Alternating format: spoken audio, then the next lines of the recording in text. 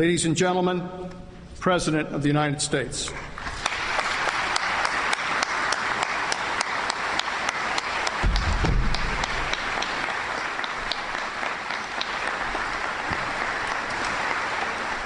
Thank you.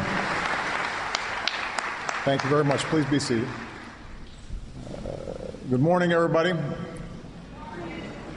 Thank you, Secretary Panetta, for your introduction and for your incredible service to our country, to General Dempsey, Major General Linnington, Catherine Condon, Chaplain Berry, all of you who are here today, active duty, veterans, family, and friends of the fallen.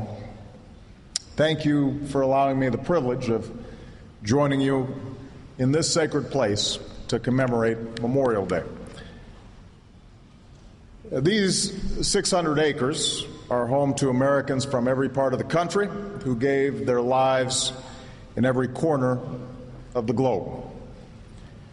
When a revolution needed to be waged and a union needed to be saved, they left their homes and took up arms for the sake of an idea. From the jungles of Vietnam to the mountains of Afghanistan, they stepped forward and answered the call. They fought for a home they might never return to. They fought for buddies they would never forget. And while their stories may be separated by hundreds of years and thousands of miles, they rest here, together, side by side, row by row, because each of them loved this country and everything it stands for more than life itself. Today we come together as Americans to pray, to reflect, and to remember these heroes. But tomorrow, this hallowed place will once again belong to a smaller group of visitors who make their way through the gates and across these fields in the heat and in the cold, in the rain and the snow, following a well-worn path to a certain spot and kneeling in front of a familiar headstone. You are the family and friends of the fallen, parents and children, husbands and wives, brothers and sisters, by birth and by sacrifice. And you too leave a piece of your hearts beneath these trees. You too call this sanctuary home. Together your footsteps trace the path of our history. And this Memorial Day, we mark another milestone. For the first time in 9 years, Americans are not fighting and dying in Iraq.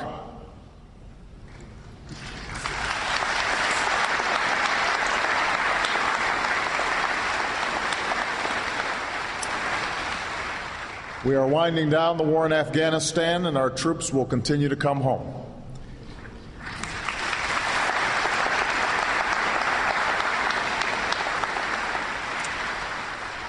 After a decade under the dark cloud of war, we can see the light of a new day on the horizon,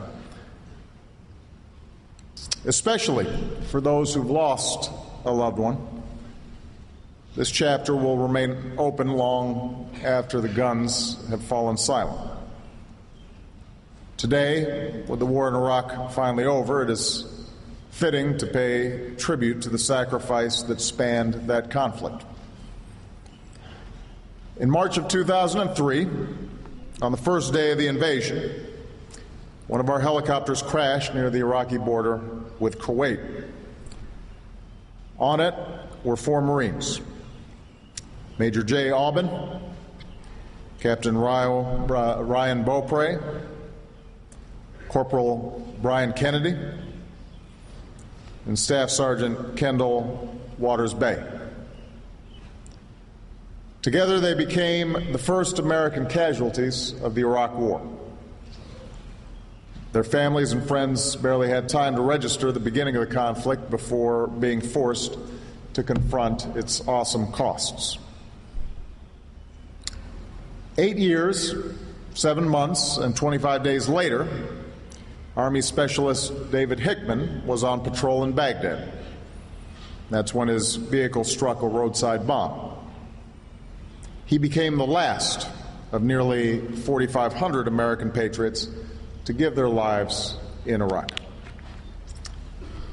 A month after David's death, the days before the last American troops, including David, were scheduled to come home, I met with the Hickman family at Fort Bragg.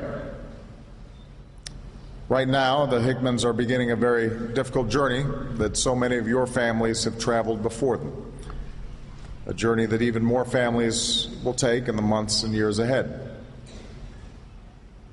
To the families here today, I repeat what I said to the Hickmans. I cannot begin to fully understand your loss. As a father, I cannot begin to imagine what it's like to hear that knock on the door and learn that your worst fears have come true. But as Commander-in-Chief, I can tell you that sending our troops into harm's way is the most wrenching decision that I have to make.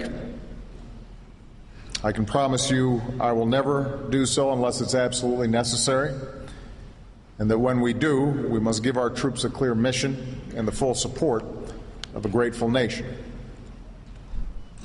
And as a country,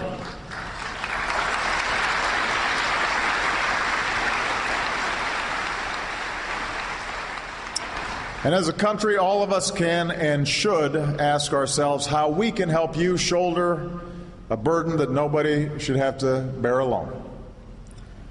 As we honor your mothers and fathers, your sons and daughters, who have given their last full measure of devotion to this country, we have to ask ourselves, how can we support you and your families and give you some strength? One thing we can do is remember these heroes as you remember them, not just as a rank or a number or a name on a headstone, but as Americans, often far too young, who are guided by a deep and abiding love for their families, for each other, and for this country. We can remember Jay Aubin, the pilot, who met his wife on an aircraft carrier and told his mother before shipping out, "If anything happens to me, just know I'm doing what I love." We can remember Ryan Beaupre, the former track star, running the leadoff leg, always the first one into action, who quit his job as an accountant and joined the Marines because he wanted to do something more meaningful with his life.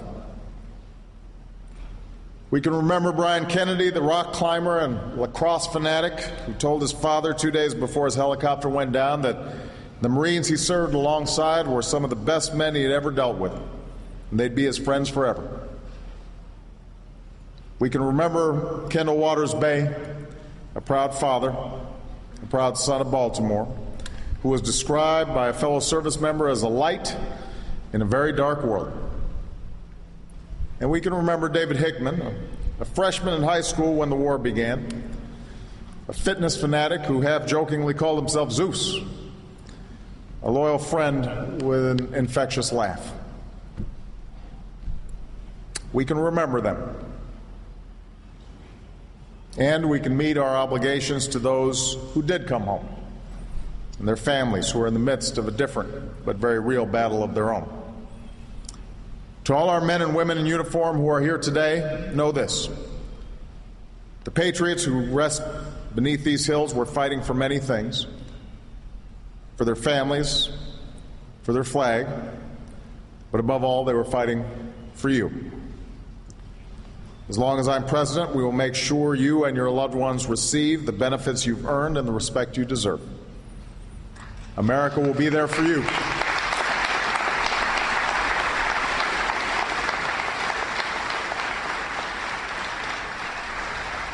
And finally, for all of you who carry a special weight on your heart, we can strive to be a nation worthy of your sacrifice, a nation that is fair and equal, peaceful and free, a nation that weighs the cost of every human life, a nation where all of us meet our obligations to one another and to this country that we love. That's what we can do.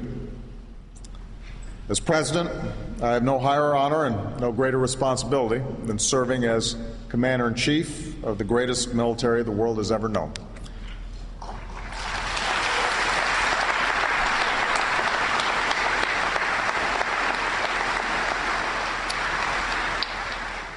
And on days like this, I take pride in the fact that this country has always been home to men and women willing to give of themselves until they had nothing more to give.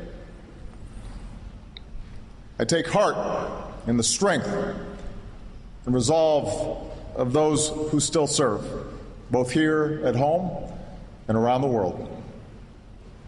And I know that we must always strive to be worthy of your sacrifice. God bless you. God bless the fallen.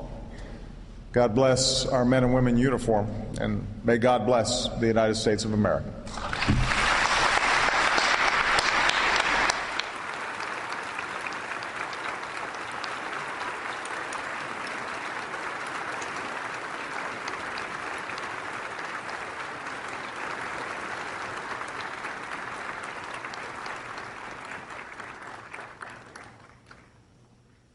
Ladies and gentlemen, please stand for the playing of taps and the benediction.